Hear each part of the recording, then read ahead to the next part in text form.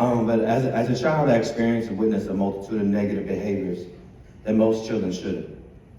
I experienced a disruptive lifestyle that led to so much more. I was placed in dangerous situations about alcohol, parties, and drugs, and ended up in violence. I witnessed my dad beat up so many people, it was ridiculous.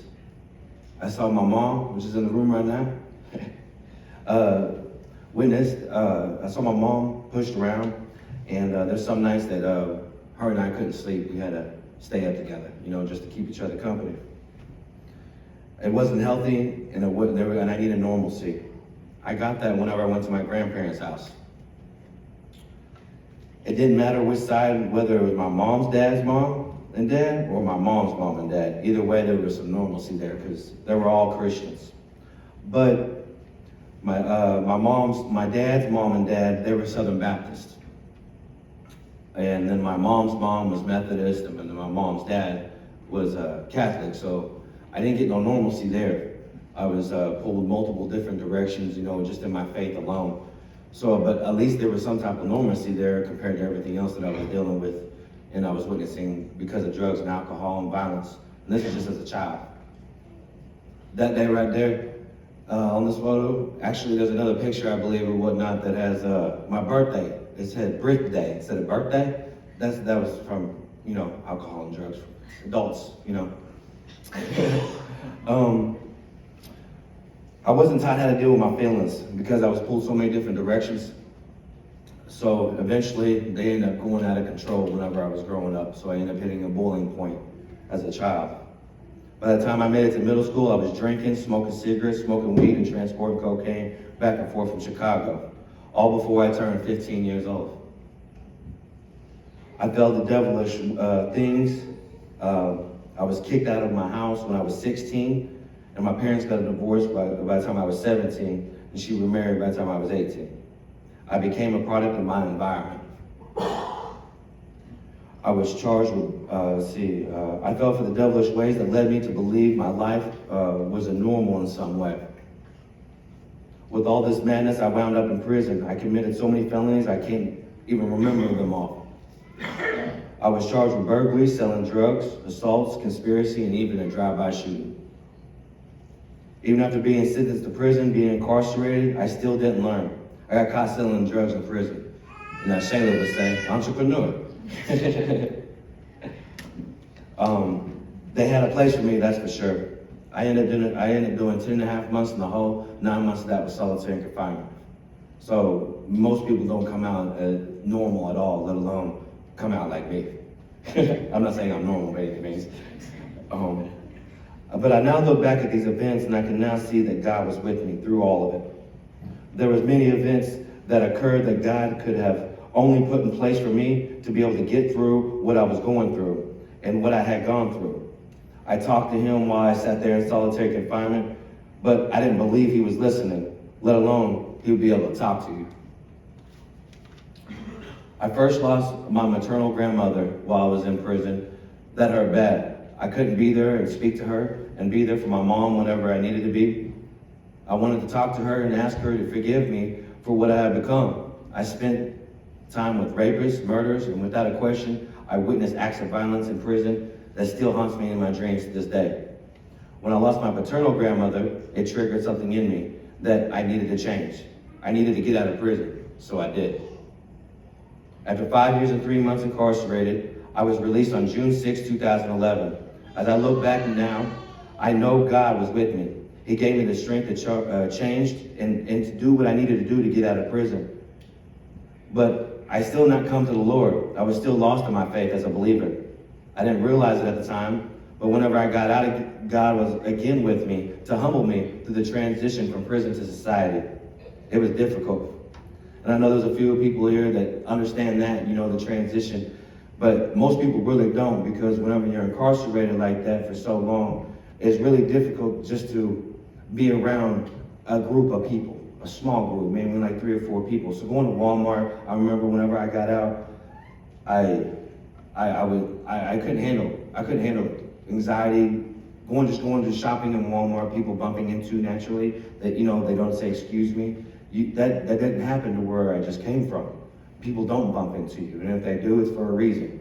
So trying to keep yourself calm and humble during this time period is a very difficult thing, because you face a lot of judgment by other people, and you face a lot of uncertainty. So your anxiety levels are out of the roof. So it's a very difficult time. But so being vulnerable to the flesh and the desires and still not coming to the Lord, I ended up marrying and actively practicing witch. She ended up twisting my views and led me further away from the Lord.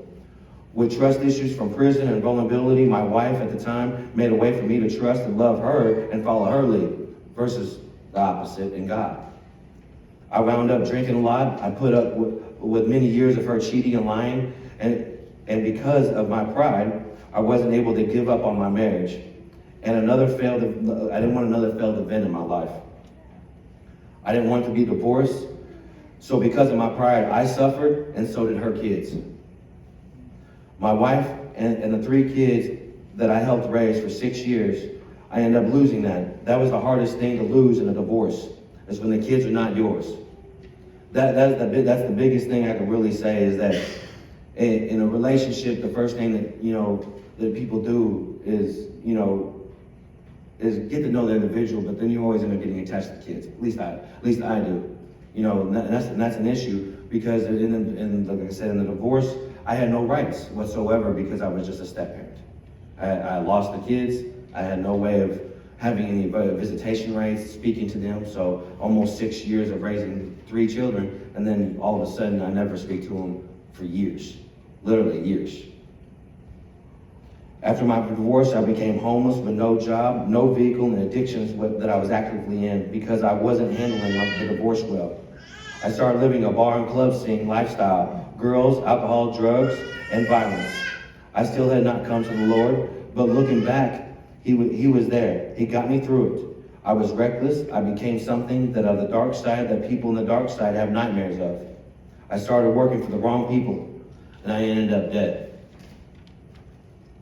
My friend Travis, who was also my roommate and like a brother, and I smoked some weed that was laced with some fentanyl. They found us dead in the gas station parking lot, dead. I was life-flighted to the hospital, and Travis was taken to the nearest hospital. I ended up dying twice actually that night. When I was gone, I had an experience. Now this experience right here was about the strongest thing that I have ever felt before in my life, besides actually receiving the Holy Spirit. Outside of receiving the Holy Spirit, this is the strongest feeling that I ever had, because whenever I was gone, I remember being lifted up. It seemed like something like an angel was lifting me up in the air. And I would get to this bright light, and whenever I got close, it ended up going dark, like I was back to the earth. But then I was lifted up again and again and again. It happened 3 different times. And after the 3rd time of darkness, when I woke up the 4th time and I came to and I felt something, I was in hell. There was flames about as tall as me, all the way as far as I could see. There was no illumination from the light, just like this picture right here. There's no illumination whatsoever. But you know what the worst thing about it all was that I didn't feel no presence whatsoever of anybody or anything, let alone anybody. There was no presence, solitude, completely. I didn't feel no heat, and I didn't feel no burning sensation. But in all actuality, that's just another moment right there that God was showing me where I was going to be going at, because I ended up coming back alive. And whenever I woke up in the hospital, I was in dead sweat, and my mom and stepdad were there. That was the first thing that I remember seeing after coming out alive from being in hell. What was odd about it, this still didn't make me a believer. I'm a knucklehead, yes, I know. I could truly say, or still become a believer, that God can truly save me or forgive me for what I have done. And that was the biggest thing, is that the reason why I had become a believer is because I really didn't think that God could truly believe me into changing and actually, forgive me for what I had done already in my life. I didn't think it was possible that anybody could, let alone God. After I woke up, I found out that Travis didn't make it. I lost it. It was so bad at that moment, I found out I blamed myself from that point on.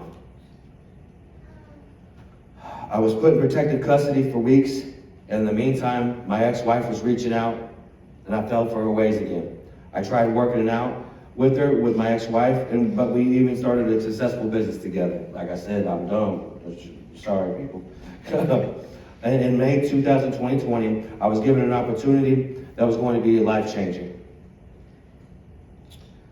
I was asked to join a Missouri governor campaign. I was scared, but I knew I was supposed to do it, and doing it would change my life forever. Weird how God really does put things in your path, and you still have a will to choose. And that was the biggest thing right there. It was my will to choose. My will to either choose to do something that was going to be life-changing, which that was scary.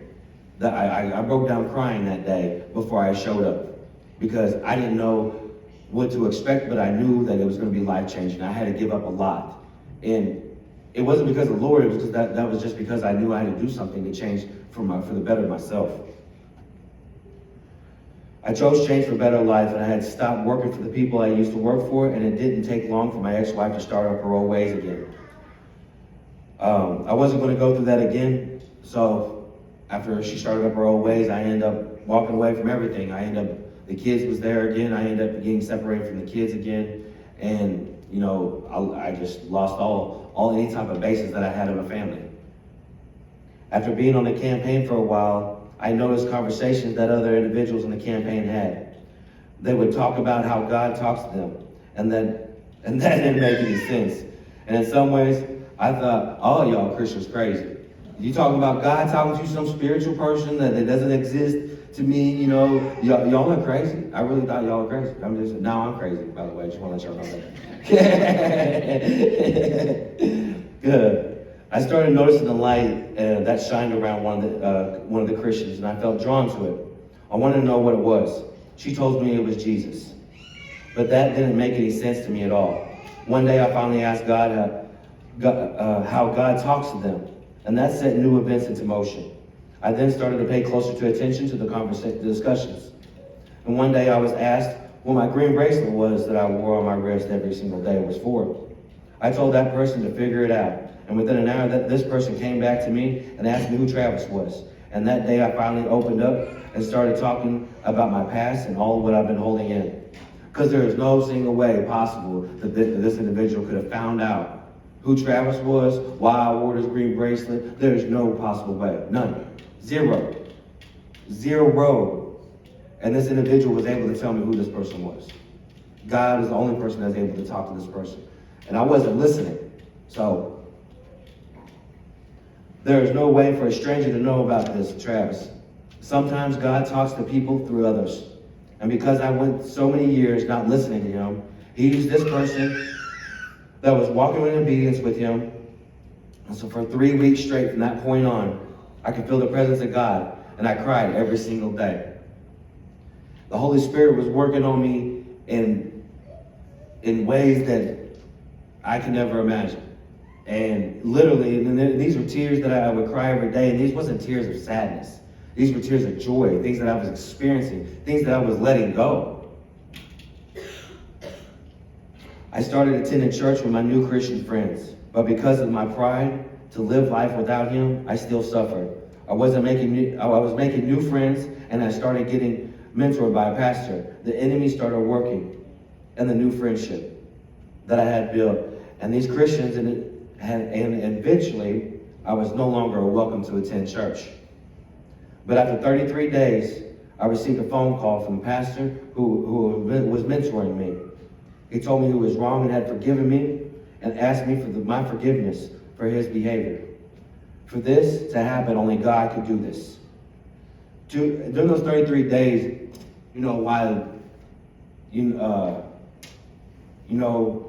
Christians aren't perfect. I know that. We all sin every single day. But for someone to find peace in their hearts to forgive each other, and that's what God gives us. God gives us that gift to love other individuals the way he loves us. And that's what we're supposed to do. But does it happen? It very seldomly does. But when it does, it's life-changing. After 33 days, I received that call.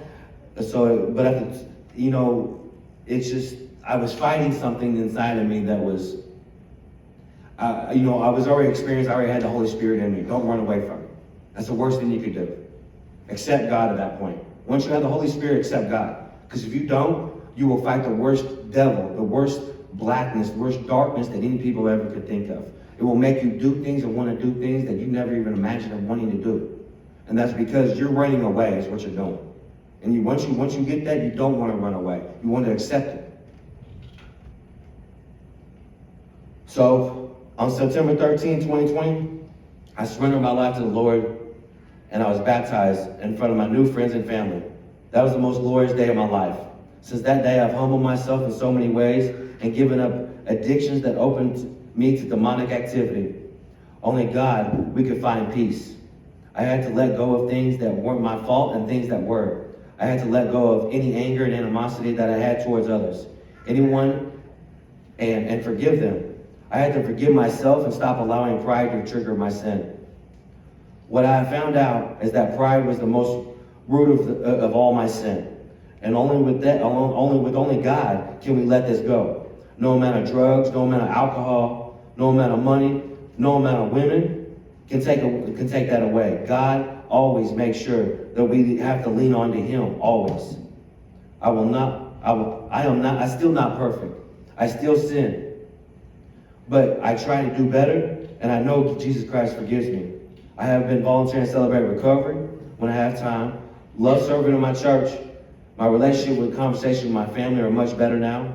God has given me the opportunity to share Him and with my family and old friends. I have a good job, and I'm starting a new business with my mom. I am very thankful for what He has done and He continues to do in my life. He has blessed me in so many ways. I now live life with Jesus Christ in my heart and God guiding me for His will as my command. Thank you.